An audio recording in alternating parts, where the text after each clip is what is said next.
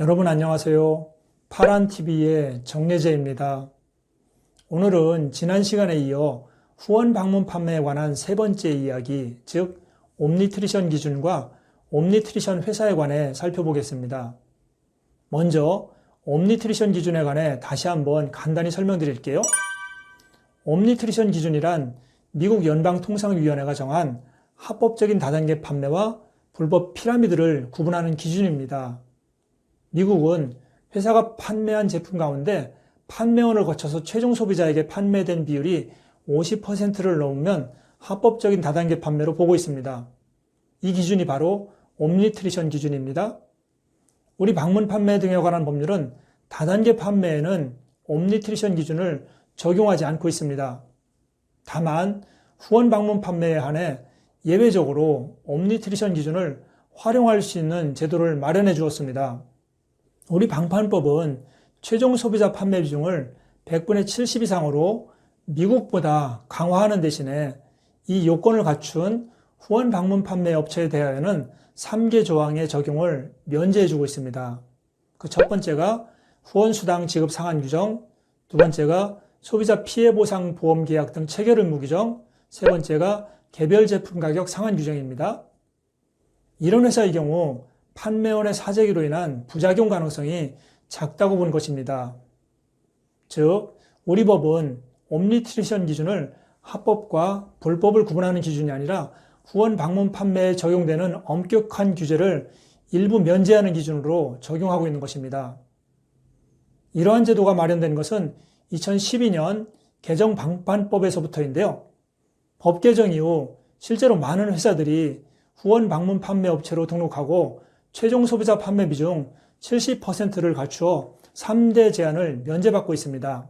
후원 방문 판매의 본질에 맞게 판매원들이 제품을 판매하는 방식으로 영업을 하는 회사의 경우 최종 소비자 판매 비중 70% 요건을 충족하는 것은 어렵지 않습니다. 방문 판매처럼 판매원들이 소비자들을 찾아 제품을 판매하는 것은 모두 최종 소비자에게 제품을 판 것이 되기 때문입니다. 다만 후원 방문 판매로 등록한 회사임에도 사업 방식은 다단계 판매처럼 하위 판매원 모집에 중점을 두는 회사의 경우는 최종 소비자 판매 비중 70%를 맞추기는 쉽지 않습니다. 이런 회사의 경우 판매원이 제품을 구입할 때 가까운 지인들을 소비자로 끼워 넣어 이 기준을 억지로 맞추고 있는 것이 사실입니다. 최종 소비자 판매 비중 70%를 맞추기 위해 편법을 쓰고 있는 것입니다.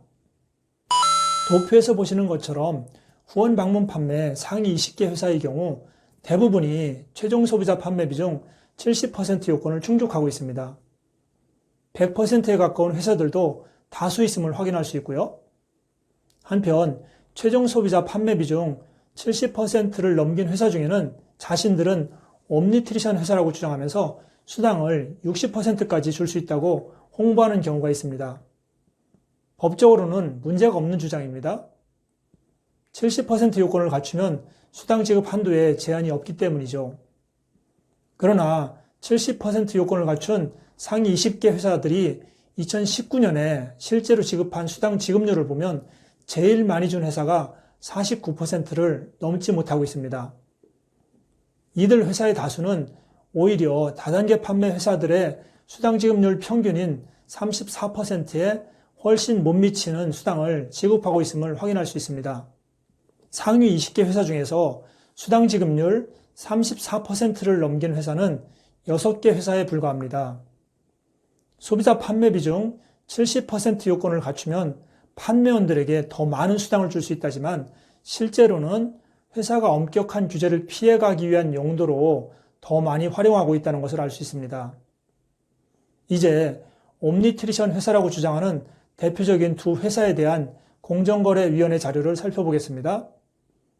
먼저 인셀덤 화장품으로 더 유명한 회사인 리만코리아의 공정위 자료부터 보겠습니다. 리만코리아는 2018년에 후원 방문 판매로 등록해서 빠르게 성장하고 있습니다. 2019년 427억 원의 매출을 올렸고요. 수당 지급률은 43.25%입니다.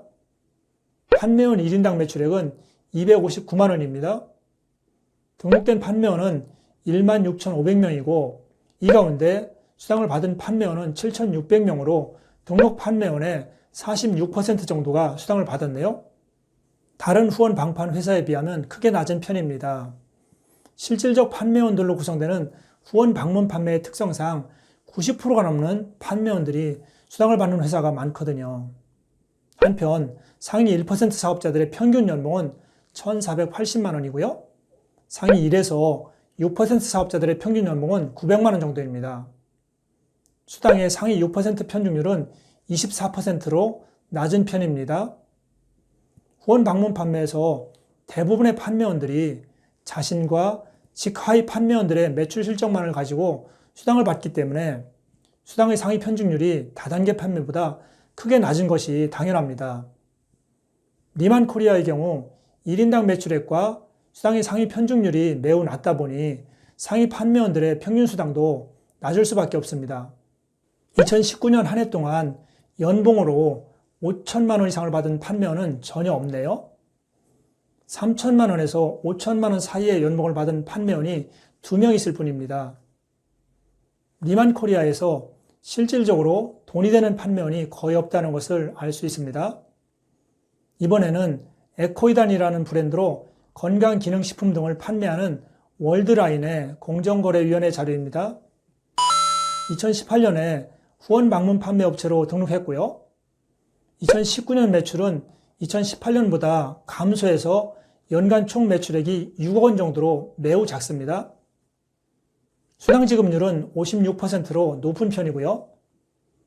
판매원 1인당 연간 매출액은 13만 원 정도로 미미합니다. 등록 사업자는 4,700명이고 이 가운데 510명이 수당을 받았네요.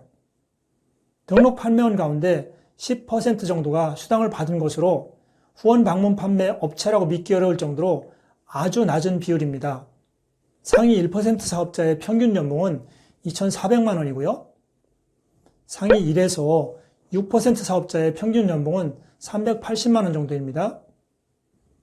수당의 상위 편중률은 다단계 판매 업체보다는 낮지만 다른 후원 방문 판매 업체보다는 높은 편입니다. 2019년 한 해 동안 연봉으로 5천만 원을 받은 판매원이 1명 있고요. 3천만 원을 받은 판매원도 1명뿐이네요. 아직 판매되는 제품의 종류가 많지 않다 보니 매출과 수당이 작은 것으로 보입니다. 옴니트리션 업체라고 주장하는 이 두 회사의 자료를 보면 방문 판매보다는 다단계 판매에 가까운 영업을 하고 있는 것으로 보여집니다. 후원 방문 판매 업체가 판매 중심으로 영업을 하지 않을 경우 매출과 수당이 동시에 작게 나타날 가능성이 높습니다.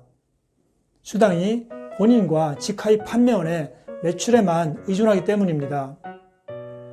이제 다음 시간에는 다시 개별 다단계 판매 회사의 공정거래위원회 자료를 살펴보겠습니다. 다음 시간에 뵐게요. 오늘도 파란합시다.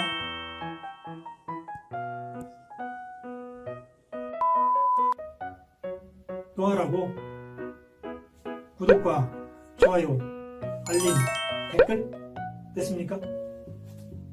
여러분 부탁드립니다.